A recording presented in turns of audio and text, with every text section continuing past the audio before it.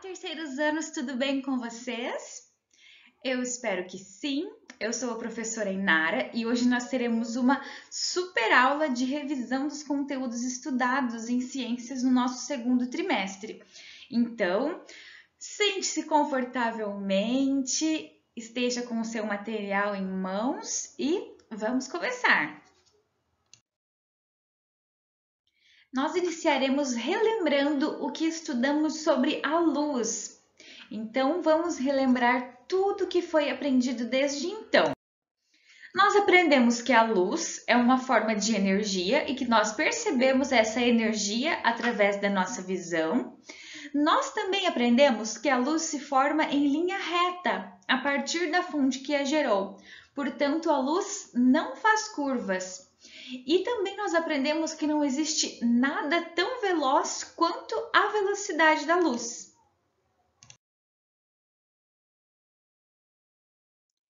E o que nós aprendemos sobre as fontes de luz natural, ou seja, aquelas que não são produzidas pelo homem, aquelas que são encontradas na natureza. Quais exemplos nós aprendemos sobre fontes de luz natural? Nós temos o Sol, que é a nossa fonte de luz mais famosa. Nós temos também a luz causada pelos relâmpagos em momentos que chove muito forte. Nós também temos as lavas dos vulcões. Nós temos a aurora boreal, que é maravilhosa, maravilhosa, e eu sempre fico admirada quando vejo imagens de aurora boreal. E nós temos também o vagalume.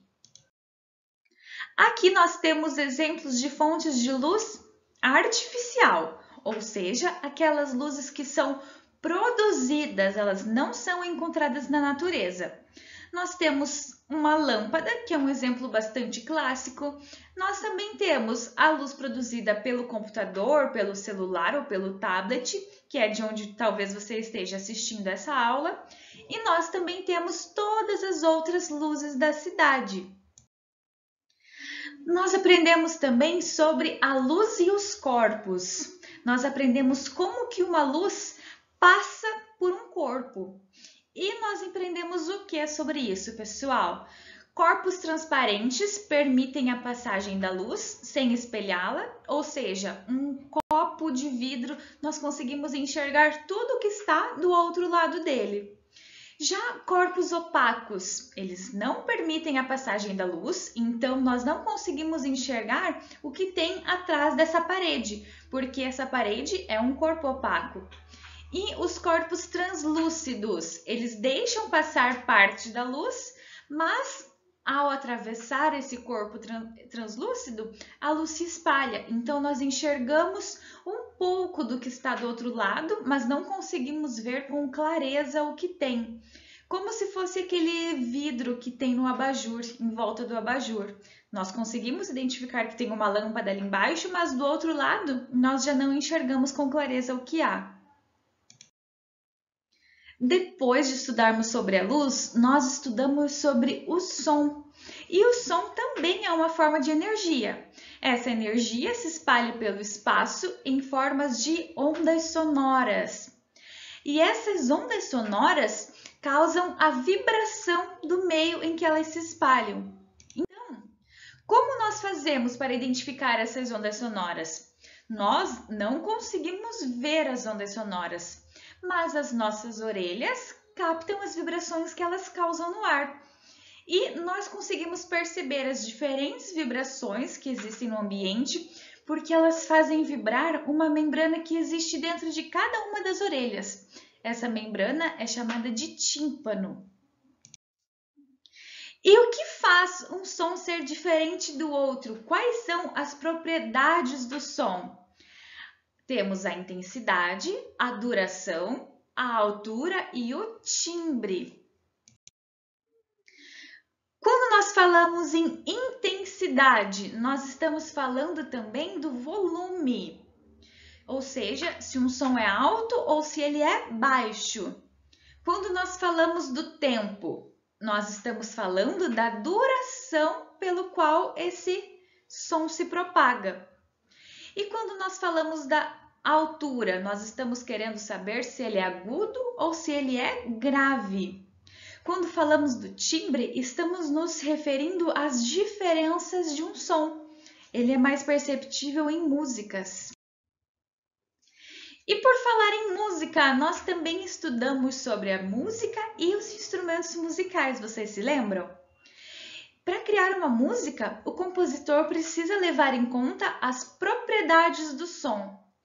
E ele também precisa levar em conta o tempo de silêncio, porque é quando ele organiza os silêncios e os diferentes sons, é que na música consegue nos passar uma sensação de alegria, de tristeza, de tranquilidade ou de uma emoção que nós ficamos empolgados, ficamos ansiosos. E no mundo todo, as pessoas sempre utilizaram diferentes materiais para construir seus instrumentos musicais e criar suas músicas. Aqui eu trouxe para vocês um exemplo do instrumento musical mais antigo que nós temos, que é uma flauta. Essa flauta aqui da imagem ao lado, ela foi construída há 35 mil anos atrás. Ela foi feita de ossos e de marfim. Aqui no Brasil, nós temos os indígenas, que também produzem os seus instrumentos musicais com materiais que eles encontram na floresta. Eu trouxe exemplo de chocalhos para vocês e nos chocalhos são utilizados sementes, madeiras e às vezes dentes de animais. E é a vibração de um objeto que cria o som. Todos os instrumentos musicais têm alguma parte que vibra. Quando as pessoas passam os dedos na corda de um violão, elas vibram e produzem um som. A mesma coisa acontece com instrumentos de percussão. Eles vibram quando são tocados por baquetas ou pelas mãos. E nós temos também os instrumentos de sopro. Eles possuem partes que vibram com a passagem do ar. Mas, às vezes, nós estamos em um ambiente que tem muito barulho. E esse barulho é considerado uma poluição sonora. Ele ultrapassa um som auditivo normal. E ele pode causar diversos danos à saúde do ser humano e dos outros animais.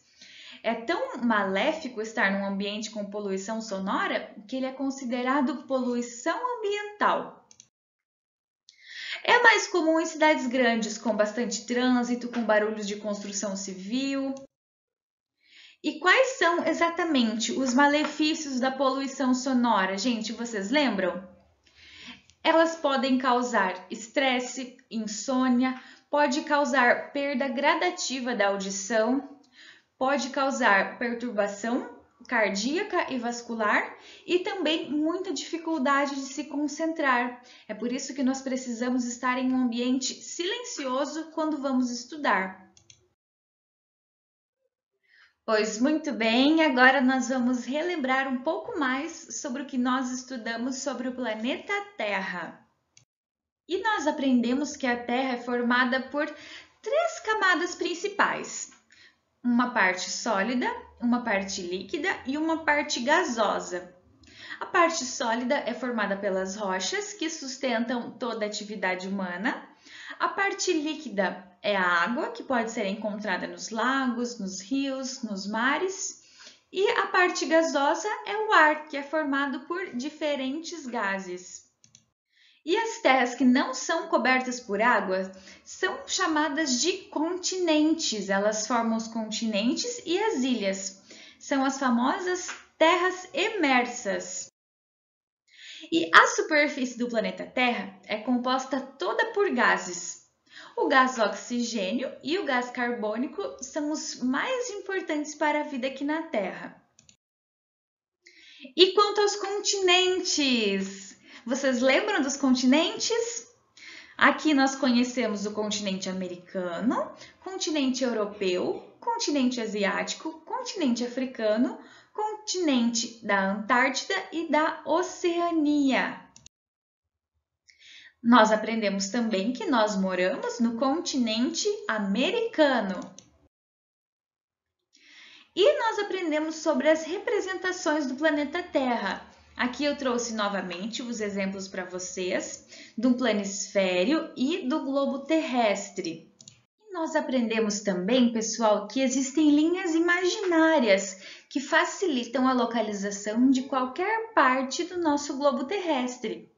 Nós temos os paralelos, que são essas linhas horizontais, e os famosos paralelos são o Círculo Polar Ártico, Trópico de Câncer, linha do Equador, Trópico de Capricórnio e Círculo Polar Antártico. E nós também temos os meridianos. O meridiano mais famoso é o meridiano de Greenwich. Vamos relembrar onde estão os oceanos? Nós temos o Oceano Pacífico, nós temos o Oceano Atlântico, o Oceano Ártico, o Oceano Índico. Aqui ao lado nós vemos novamente o Oceano Pacífico, porque essa imagem é como se fosse do globo terrestre aberto, mas ele é um só. E os estados físicos da água? Quem se lembra dos estados físicos da água? Nós temos a água em estado sólido, estado gasoso e estado líquido. A água em estado sólido é encontrada em lugares muito frios. Eu trouxe o exemplo para vocês aqui dos cubinhos de gelo, mas também poderia ser uma imagem de um lugar com geleira, com neve. Também é água em estado sólido. E agora, estado gasoso, pessoal? Nós temos o exemplo também de uma chaleira d'água soltando vapor, ou também aquele vapor que fica no banheiro depois que nós tomamos um banho bem quentinho. E por fim, o estado líquido, que é a água que nós utilizamos para tomar banho, é a água que nós bebemos. E por mais que a água seja imprescindível para a saúde dos seres humanos e de vários outros animais, uma em cada 10 pessoas no mundo não tem acesso à água potável. A água, ela é tão importante e tão essencial para a nossa vida que ela é um direito humano básico. Mas mesmo assim, ou ela está indisponível em alguns lugares, ou ela não é adequada para o consumo humano.